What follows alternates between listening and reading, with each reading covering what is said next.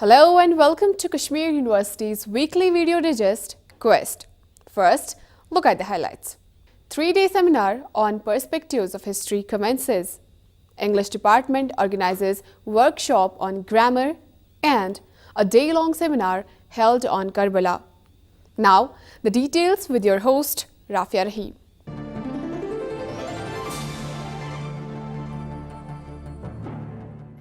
The Department of History organized a 3-day seminar on perspectives on the history of Jammu and Kashmir, 1846 to 1947. The seminar was organized in collaboration with the ICSSR, ICHR, New Delhi and UGC. The inaugural function was held in the Gandhi Bhavan auditorium. Head of the department, Professor Mohammad Yousuf Ganai, while presenting inaugural address of the seminar, said that the theme was chosen to deliberate on new perspectives of the state's history. The need of the hour is to put an end to every type of bias and to write people's history henceforth, where neither region nor religion but the mankind would be our focus. Continuing with bias and writing in a manner that would harm our pluralistic ethos is nothing but a disservice to our state and society. Towards the end of this seminar, I would like to make a present resolution in the seminar itself, emphasizing upon the professional historians of the two regions to revisit the history of the state. Hope the resolution would be carried and followed in letter and spirit so that we are able to leave a noble legacy to our future generations. Dean Academic Affairs Professor Muhammad Ashraf Wani, while delivering a keynote address, informed audience that historians should be conscious of the dangers in segregating history of humanity.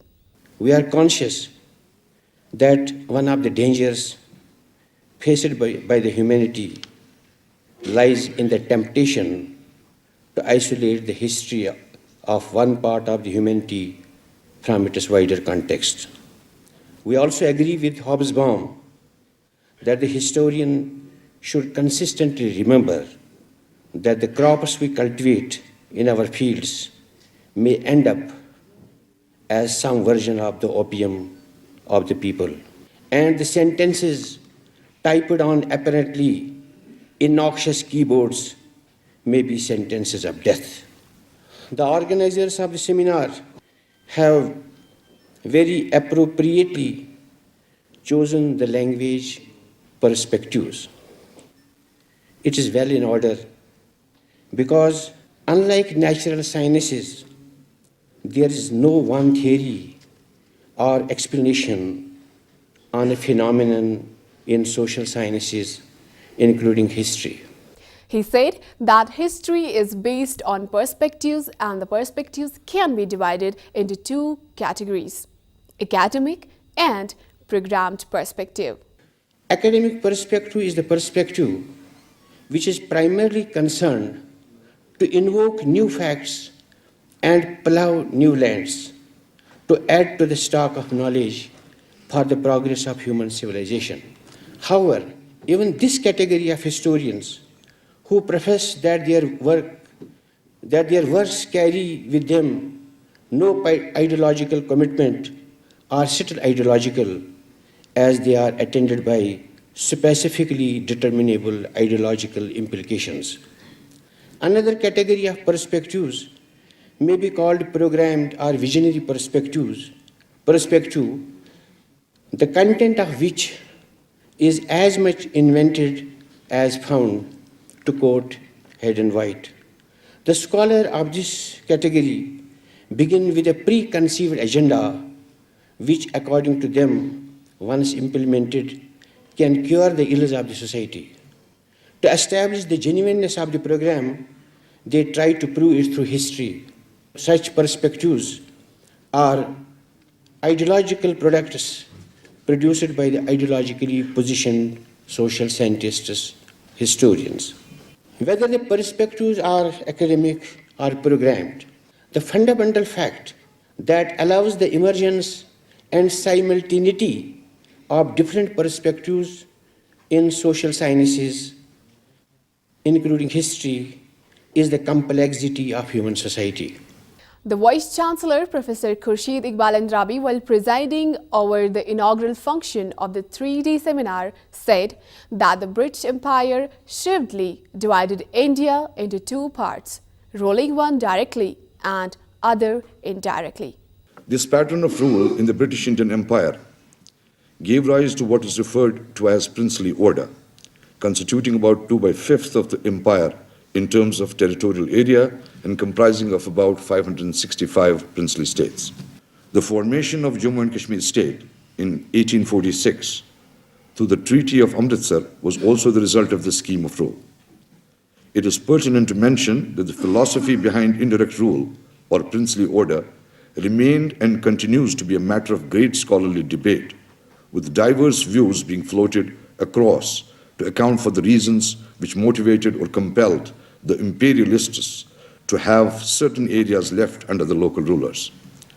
However, the formation of Jammu and Kashmir in an era when the advocates of direct rule had a dominant say and instrumented like doctrine of lapse were invented to facilitate more and more annexations of the then existing indirectly ruled states, amply demonstrate that the British policy was shaped equally, if not more, by political expediencies. Professor Andrabi said that the princely states acted like consorts for the British Empire in India. It is to be noted that the loyalty of the princely states towards the British during the revolt of 1857 had a great impact on the British policy towards these states, and the policy of annexation was altogether withdrawn. Accordingly, the princely states were not only provided internal autonomy, but the British also assured their protection from internal revolts and external aggressions. The princely states, however, had to operate within the ambit of British paramountcy, which was deliberately kept undefined. This ultimately resulted in the backwardness of the princely states, as most of the princes acted as parasites without having any concern for the welfare of the masses. Even the measures of modernization, though limited, introduced in British India, were not introduced in the princely states. The situation in the state of Jammu and Kashmir was no different. In fact, it was more pathetic. Whatever little improvements the state witnessed during the times of later Dogra rulers are largely seen as the result of colonial intervention, without giving any credit to these rulers. Assistant Professor Dr. Javeed-ul-Aziz conducted proceedings of the inaugural function, while as Dr. Yunus Shah proposed vote of thanks. This seminar aims at debunking the chauvinistic narratives of the state's past. It also aims at emphasizing the need to do history for producing knowledge about the past instead of simply reconstructing or representing the past.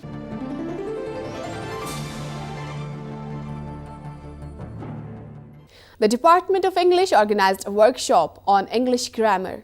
Head English Department, Professor Hamida Naeem, while presenting welcome address, said that without the knowledge of grammar, words are inchoate. If we want to have effective communication, both in speech as well as in writing or in reading and spelling, the teaching of grammar is of utmost importance, because it is a secret by which they can make an infinite number of sentences which are meaningful. Otherwise, you can use language which has no meaning. One of the responses is that the grammar instruction gives students a meta language, a language about language. Having this, student can learn a great deal more about how to communicate clearly than they can do without it. Another reason they gave is that students are interested in language. It is changes and variations, and it's great fun to learn language. Though most of these students shy away from grammar because they think it's tough. But if they really understand how grammar is important in their everyday life, in all their communication, they'll take more fun. The Vice Chancellor, Professor Khurshid Iqbal Andrabi, said that anyone speaking his mother language fluently has the capacity to adapt other languages with ease. I strongly believe that your mother tongue is perhaps paramount in defining any kind of language you really want to. If you are very good and versatile in your mother tongue, you can do any language any day. Perhaps Kashmiris have a slight advantage over other people in the sense that the versatility associated with our mother tongue is much, much more than versatility in any other Indian language. And that is perhaps why we somehow are at an advantage, but we have not been able to take that advantage. My personal belief is that it's a blend of Arabic, Sanskrit, Persian, and then the twist in your tongue, or the kind of sounds we have are not present in any other language. For example, sotas, it is not present in any other language. So we perhaps have a better orchestration possible for us to adapt to this language much more effectively than other people can. And I perhaps think that we have somehow fallen short of where we could be in terms of English language learning, in terms of adapting to the contours of word delivery. About importance of language in communication, Professor Andrabi said that as long as we are on the same platform, one can understand language. As long as you're on the same platform, you will understand regardless of what the grammar you use. They say on street languages, I heard a long time ago, somebody said, I does not like it. Somebody said that, that's not correct. So I know that's not correct, but the force does does not have. So that's why I really wanted to communicate that, in this form. Bottom line is that as long as we're all on the same platform, you can understand each other's communication. You don't necessarily have to open your mouth to communicate also. You can communicate by body language. But to make it prudent, to make it more scholarly, it's imperative that the language has to have explicitly correct grammar and other things that make it more, sellable, marketable, more acceptable. Some resource persons also spoke on the occasion. Teachers in departments, I'm not talking about any particular teacher here, but from my experience of having taught in a college for a few decades, in my own department, whenever it came to allotting work in the beginning of the year, people would prefer to choose poetry, drama, any aspect of literature, but when it came to teaching grammar, there is a hesitation. Well, probably people have their own reasons. Well, you have, you have a liking for literature. It's nice to talk about a favorite poem, a poet. That's very nice. But then what's very important from the point of view of language learning, as Professor rightly pointed out, is the fabric which holds everything together. And I think, and that has to do with how the language system works.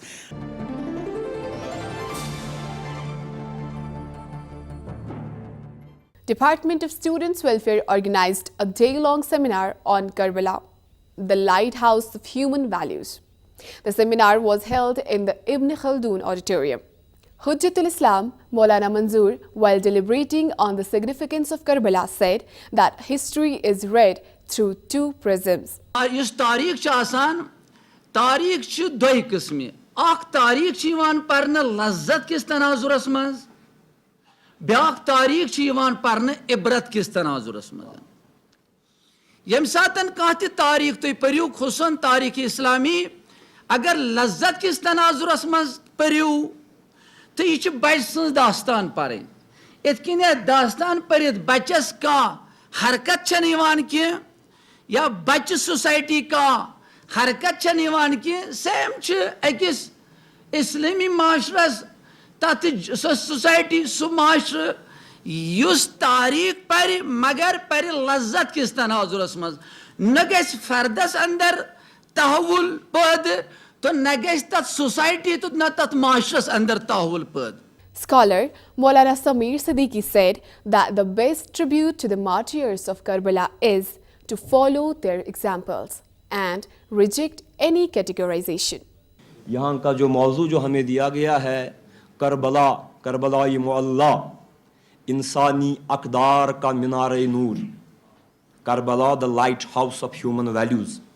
जहाँ तक इंसानी अक़दार की बात आती है, human values की बात आती है, तो जो अमूमन वेस्टर्न फ़िलॉसफ़ी में, मगरिबी फ़लसफ़े में कुछ को छोड़कर अमूमन अक़दार को, वैल्यूज़ को, एथिकल और मॉरल वैल्यूज़ को रिलेटिव نسبتی تناظر میں لیا گیا ہے، یعنی اقدار کا تعلق وقت سے ہے، جوں وقت بدلے گا قدریں بھی بدلیں گی، یا یہ مضبوط لوگوں نے، طاقتور لوگوں نے، کسی بھی حیثیت سے طاقتور لوگوں نے بنائی ہے تاکہ وہ اپنے سے کمزور لوگوں کو دبا سکے اور وہ اس سپرمین کا نظریہ قائم ہو سکے. Scholar Mr. Ghulam Ali Gulzar emphasized that Allah has made humans as the supreme beings in the world. انسان کو ہم نے باعزت اور باعظمت بنایا ہے، اور بہت ساری کثیر مخلوقات پر جن کو ہم نے کسی کو ایک طرح کی، کسی کو دوسری طرح کی امپورٹنس دی ہے، ان پر بہت ساری مخلوقات پر اس کو افضل قرار دیا ہے، اور اس کی تقویم، حیت، بناوٹ، اناٹمی، فزیالوجی، باڈی، وَلَقَدْ أَحْسَنَ التقویم، احسن تقویم، بیلنسڈ بنایا ہے ہر لحاظ. اب یہ دوسری بات ہے کہ انسان درمیان میں ہے، ایک اوپر ملکوتی نظام صفات ہیں، خصائل ہیں، اور نیچے حیوانی. ہر حیوان کا اثر اور اس کی خصلت انسان کے اندر ہے، اور ہر فرشتے کی خصلت انسان کے اندر اجاگر ہو سکتی ہے. Deputy Director DIQA, Mr. Shaukat Shafi stressed the importance of holding such seminars. جو کرب و بلا کے واقعات ہیں ان کو کیسے ہم اس دور سے، یعنی 2015 جو آنے والا وقت ہے اس کے ساتھ جوڑے، یہ بہت فلسفے کی بات ہے. All these get-togethers, all these assemblies should make us to reinforce our faith that truth finally is victorious over evil. In no way can evil be victorious. It has to destroy in all circumstances. MMRC staff Mr. Akhtar Rasool recited a salam on the occasion. سینکڑوں سال ہوئے جب نہ ملا تھا پانی،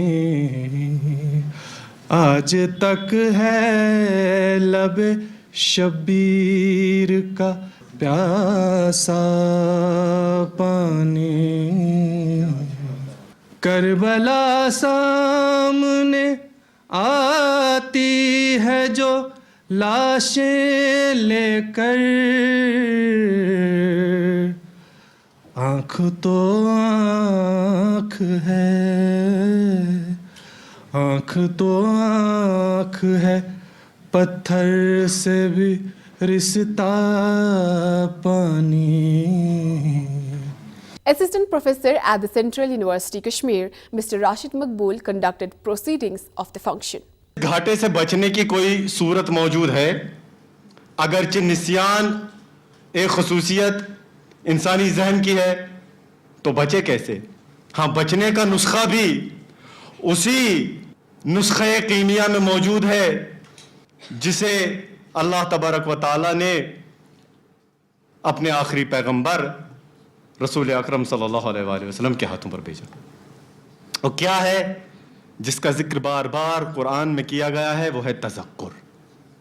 تذکر کیا جائے، یاد آوری، یاد دہانی. تو گویا تذکر ایک ایسا فریضہ ہے جو انبیاء علیہ السلام کا مشن ہے.